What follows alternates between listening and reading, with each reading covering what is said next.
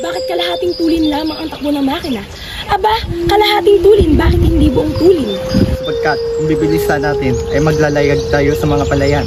Sapagkat wala namang mabuting lawa sa lupay nito. Ang kagamutan ay napakadali at hindi ko nga maiisip kung bakit hindi ito naisip ng kahit na sino. Ang kagamutan ay lubhang napakadali na walang gagastahin. Tawad, Ginoong Simon, na aking kagalang-galang na kaibigan. Kung sasabihin kong hindi ako sang-ayon, maraming salapi ang manggagastos at marahil ay sisira tayo ng mga bayan. Di sirain. At ang mga salaping ibabayad sa mga manggagawa? Huwag bayaran. Gamitin ng mga bilanggo at mga kriminal. Hindi makasasapat, Ginoong Simon. Ang tungo ko ay pilitin ang lahat ng bayang kalapit ng wawa na mag-alaga ng itik. At makikita ninyo, sila na sa kanilang sarili ay makapagpalalim ng wawa sa panghuli ng mga suso. Ngunit Don Custodio, ang lahat ay mag-aalaga ng itik ay dadami ang itlog na manot. Hoy, nakapandidiri! Sinitiyak kong hindi may isa sa katuparan ang akademya ng wikang Kastila. May isa sa katuparan po, Kapitan Basilio. Hinihintay na lang namin ang pahintulot. Niregaluhan na namin si Padre Irene ng 2 kabayo. Siya ang nangako sa aming ipagpapakita sa General. Sa salungatin iyan ni Padre Sibilia. Bayaan ninyong salungatin. Kaya nga naririto iyan sa vapor ay para makapagkita sa General na nasa Los Baños. Makakuha man kayo ng pahintulot. Saan naman kayo kukuha ng salaping gugugulin? Meron na po aambag ang bawat estudyante. At ang mga pagtuturo? Ang mayamang si Makaraig ay nag-alok ng isa sa kanyang mga bahay. Kung sa bagay, hindi naman masama ang panukalang iyan. Ngayon, hindi na mapag-aaralan ang Latin. Ay, mapag-aaralan naman ang wikang Kastila.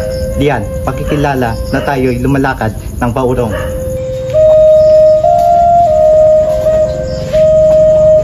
Tila ay nagkakatuwaan kayo. Pwede ba akong sumali?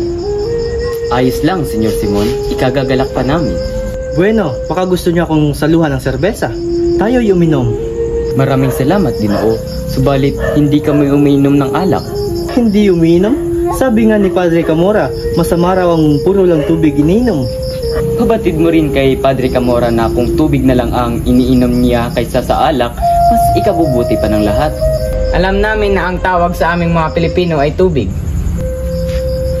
At ang mga Kastila naman ay apoy. Alam naman natin lahat na ang pumapatay sa apoy ay tubig. Ganun ba? Kailan naman mangyayari ang kababalagang ito? Ito'y hindi kababalagan, senyor. Ito'y batas ng kalikasan. Alam mo anak, sa susunod mo na kaarawan ay maaari ka nang sumuot ng saya. Taga po itay? Kapisan Tales, mabuti nandito ka. Magandang araw, Padre. Anong maaari kong maipaglilingkod sa inyo? Kailangan mo magbayad ng buwis, 200 piso. Sinasabi mo bang kailangan ko magbayad ng renta para sa aking lupa? Sapagkat, nagkamali kayo ng pagbayad ng buwis sa nakaraang 13 taon. Ngunit nililimusan ko ang mga pulubi upang maiwasan ang kanilang pamamerwisyo. At ngayon, ayokong magbayad. Mapipilit ba nila ako? Itong iba dahil sa iyong pagpapabaya. Ibig sabihin lang ito, wala kang karapatan sa iyong lupa. Dati maliit na halaga lamang iyan. Ngayon, 200 piso na. Abay, napakalaki naman iyan. Akin na itong lupa. Hindi, sa korporasyon. May laban ako. Itay! Itay! Huli ng lalaking iyan at gawin yung kawal.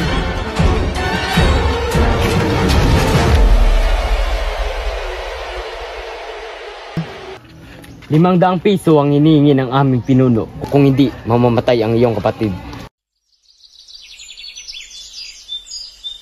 Matagal na rin ang huling pagpunta ko dito. Naalala ko pa rin ang mga pangyayari. Sariwa pang lahat sa aking isip, parang kailan lang ang sakit na sinapit ko. Ginoo, maaari ko ba kayong tulungan? Anong ginagawa mo sa gubat na ito? Kung inyo pong magugunita, nakaraan na po ang 13 taon. Dito rin sa pook na ito, una tayong nagkilala. At kung hindi ako nagkakamali, kayo pong taong nagbigay sa akin ng karamay. At sino ako sa tingin mo? Taong kilala kong nakita. Isang taong kilala ng lahat, maliban sa akin na patay na. Isang napakalaking lihim ang iyong nalaman na maaari mong ikapapahamak. Hindi mo ba naisip yon? Pwede kang masawi sa aking mga kamay. Totoong naparito ako 13 taon ang nakakaraan upang dakilain ang nag-iisa kong kaibigan na inilaan ang kaniyang buhay upang ipaglaban ang mga Pilipino laban sa mga mang-aapi. At ngayon, ako'y bumabalik upang ipagpatuloy ang kaniyang mga nasimulan. Nagkakamali ka, Ginoong Simon. Kung hindi nag-aaral ang mga bataan ng wikang Kastila, hindi tayo papakinggan ng pamahalaan. Ang wikang ito ang nagbubuklod sa mga Pilipino. Isang pagkakamali. Kailanman hindi ito magiging wikang pambansa. Ahanin natin ang wikang ito. Itatago lamang nito ang ating mga karapatan. Mali ang iyong naiisip. At ano? Anong mapapala mo kung hindi ka makakapagtapos? Makikita mo bang malaya ang iyong bayan? Hahayaan mo bang mabulok ang nabangkay ng iyong ina at kapatid sa ilalim ng lupa? Pero ano bang gusto mong gawin ko? Isa lamang akong hamak na estudyante. Walang-wala sa buhay. Hindi ko naman pwedeng hukain ang aking ina at iharap sa hukuman at ibintang kung sino-sino mga Kastila. Ngayon, nalaman mo ang isang lihim na kung mabubunyag ay ikakasawi ko. Ngayon, nasa kamay mo, Basilio. Tayo ay nabibilang sa mga taong uhaw sa katwiran. Tulungan mo akong pabagsakin ang pamahalaan. Pag-iisipan ko muna, Ginong Simon.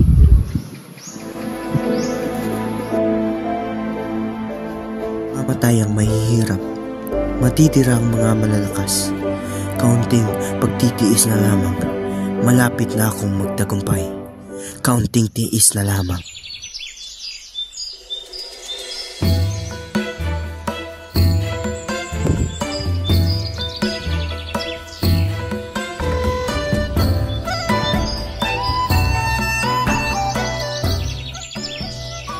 Ano, Quiroga? Kamusta ang iyong negosyo? Senyor Simon, mahirap aking negosyo. Ha? Anong mahirap? Iniligtas kita sa mga opisyalis na nanghihingi sa iyo ng pera. Pinautang ko sila upang hindi ka na maaalala pa. Pero Senyor Simon, marami may utang sa akin. Hindi ko sila masingil kasi wala sila binigay resibo para aking masingil. Kung gayoy, ilapit mo sila sa akin. Quiroga, may ipapasok pala ako sa iyo na kahon ng baril at itago mo ito sa kamalig. Mahirap at mapanganib iyan, Senyor Simon. Huwag kang matakot. Akong bahala. Nauunawaan mo ba, Quiroga?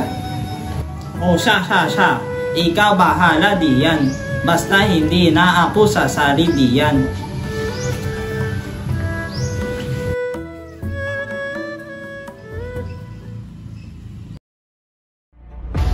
Si Dante, nahuli na naman ang asawa niya.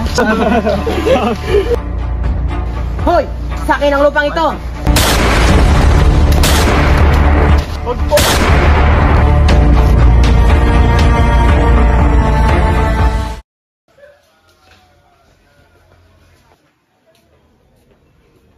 Ginong Simon, Kamusta na si Kapitan Tiago? hina na ang kanyang pulso. Wala na rin siyang gumanang kumain. Tuluyan na ang kumakalat ang lason sa kanyang katawan. Ano ba ang pakay mo, Ginong Simon? Magpasya ka. Kailangan mo lamang magpasya. Sa loob lamang ng isang oras ay magsisimula na ang himagsikan. At bukas, wala nang universidad, wala nang mag-aaral, at wala nang magpapahirap pa. Ang paghihimagsik ay pagpapatiwakal. Ngunit, paghihimagsik lang ang tanging pag-asa.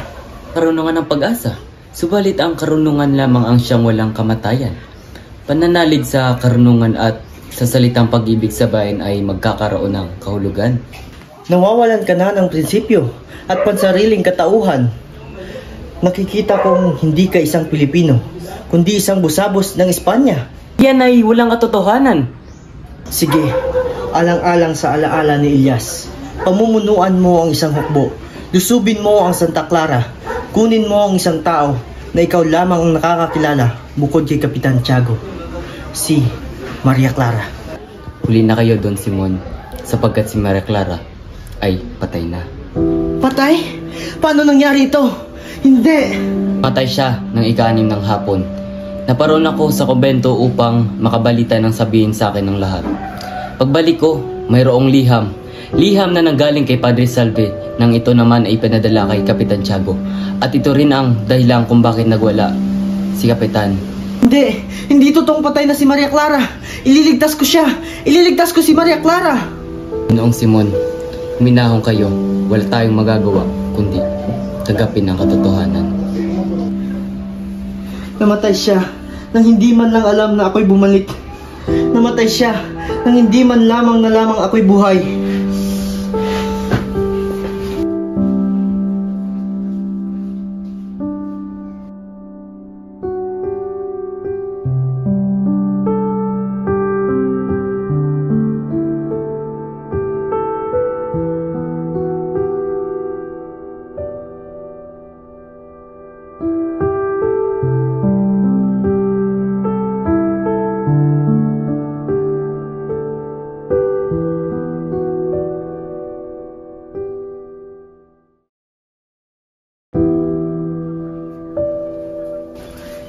Padre, kayo po ba yan?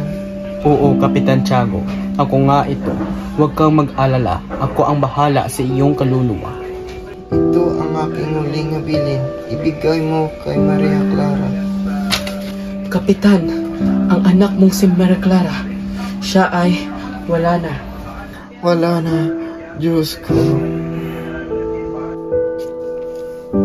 Pahinga ka na, Kapitan.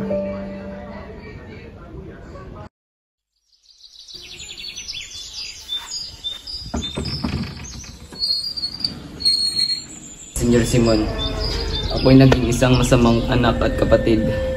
Nakalimutan kong pagpatay ng aking ama at pagpapahirap kay Sisa. Pinarusahan ako ng Diyos. Ang inaakala kong pag-aaral at tahimik na pumuhay ay sapat na upang makalimot. Ngayon, alam ko na ang aking pagkakamali. Ang 4 na buwan ang nakalipas, kinausap niyo ako tungkol sa inyong mga plano. Tumanggi akong sumama noon. Akala ko'y tama na ang desisyon ko, ngunit mali ako. 1 buwan at kalahati nang nakalipas mula nang muntik nang sumiklab ang himagsikan. Hindi na ako nag-aalinlangan. May katuwiran kayo simulat sa pool. Narito ako ngayon. Armasan niyo ako. Hayaang sumabog ng revolusyon. Handa ako makibaka kasama ang masawi. Tama ka.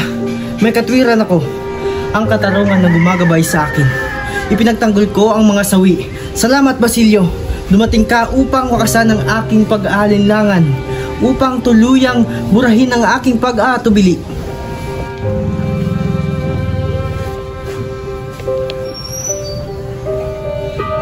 Ang ilawang ito, Basilio. Ito ang magwawakas sa lahat ng pagpapahirap at sa lahat ng kasamaan. Pagputok ng liwanag ito, magdudulot ito ng lagim. Ngunit kasabay nito ay darating ang ating karayaan. Ano po ang ibig ninyong sabihin? Sa loob ng lampara ito ay may nakatagong pulbura. Kapag umabot ang mitsa sa natatagong gatilyo, boom! Isang pagsabog ang yayanig sa buong bahay na iyon at pati na rin sa masasama sa loob nito. Ngunit, senyor, maraming inosenteng madadamay. Sa digmaan, Basilio, walang inosente ang hindi kumikilos laban sa kasamaan ay kaisa nito. Bukas ng gabi, kapag ito'y lumiyab sa gitna ng kasiyahan, matutupad na ang ating layunin at wala nang makakapigil pa sa revolusyon. Kunin mo ito. Sa ganap na 10 ng gabi, maghihintay ka sa tapat ng simbahan ng San Sebastian. Doon, magsisimula tayong kumilos. Nanawaan po, senyor. Ang mga taong bayan ay walang sandata at mga pinuno. Ang mga baril ay kukunin natin sa tindahan ni Quiroga. Ang sino mang hadlang o tatangging sumama sa atin ay papatayin. Wala daw urungan pa, Basilio. Ito na ang panahon ng pagkabangon. Handa akong sundan kayo, senyor. Ang lahat ng ito ay para sa ating kalayaan.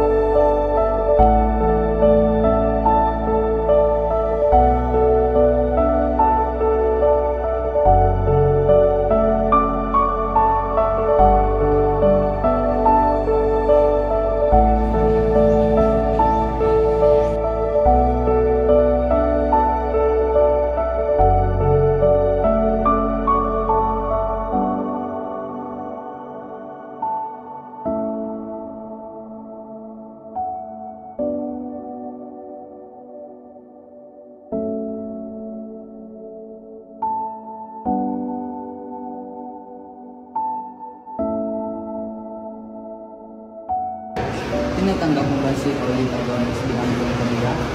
Opo. Tinatanggap mo rin ba si Juanito Perez bilang iyong kabiyak?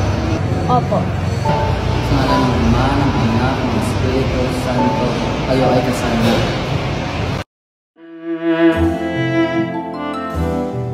Bakit mo nagawa sa akin ito, mahal kong Paulita?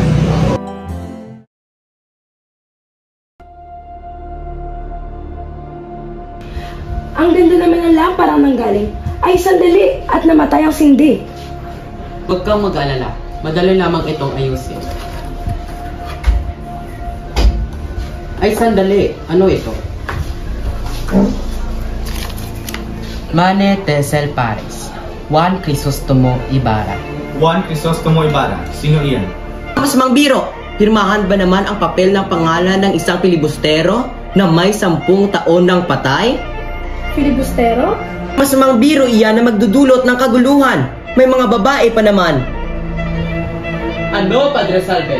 Nakikilala niyo ba ang pirma ng kaibigan ninyo? Ano nangyari sa inyo? Kanya ang sulat kamay na iyan. Tunay na sulat ni Ibarra yan. Patuloy sa pagkain, huwag alalahanin ang isang biro. Siguro na may hindi nangahulugang ang Mari Tesel Pares ay kamatayan natin ngayong gabi. Pero pwede tayong malason.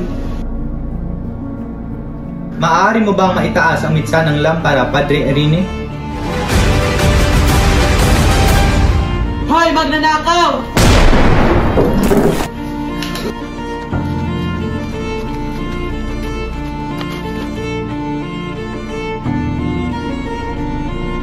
Buhay si Crisostomo Ibarra, marahil pinagmamasdan niya na tayo. Ang lamparang iyon ay isang dinamita? Marahil ay ganun na nga, ito'y bahagi ng kanyang mga plano. Ngunit, paano siyang nabuhay? At ano ang ugnayan ni Simon na nagbibigay ng lampara? Alam ko na, si Simon ay si Crisostomo Ibarra. Isang taksil, hulihin at dakpin ang Simon na yan.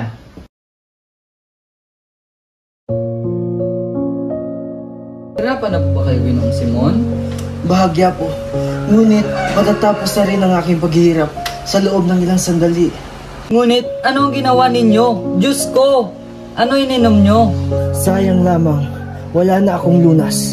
Anong ibig niyong gawin ko bago sumapit ang ikawalo? Patay o buhay? Patay, oo. Ngunit buhay, hindi. Diyos ko, anong ginawa ninyo? Huwag kayong mabahala. Ang nagawa ay nagawa na. Hindi ako dapat mahuling buhay ni numan. Maaaring makukuha ang aking lihim. Huwag kayong mabahala. Huwag kayong malito. Wala nang magagawa pa. Noong Simon, patawarin kayo ng Diyos. Nakita niya ang inyong mga pagtitiis at pinahintulutan niyang matagpuan ninyo ang kaparusahan sa inyong mga sala. Ito'y sa pamagitan ng pagtatamo ng kamatayan sa kamay din ng mga sinusulan ninyo. Dito ay makikita natin ang kanyang walang hanggang awal. Isa-isa niyang sinira ang inyong mga paraan. Una, ang pagkamatay ni Maria Clara. Makaraan yon ay isang paraang mahiwaga. Sundin natin ang kanyang kalooban. Tinatanggap ko ang inyong paliwanag. Ako'y nagkamali. Ngunit, sapat ba yon upang ipagkait ng Diyos ang kalayaan ng isang bayan at iligtas ang mga higit na salarin kesa sa akin? Upang ang kanilang adikain ay kumalat at malaman. Ang magdusa at gumawa'y kalooban ng Diyos. Magtiis at gumawa? Anong klaseng Diyos yan? Isang Diyos na makatarungan, Ginoong Simon.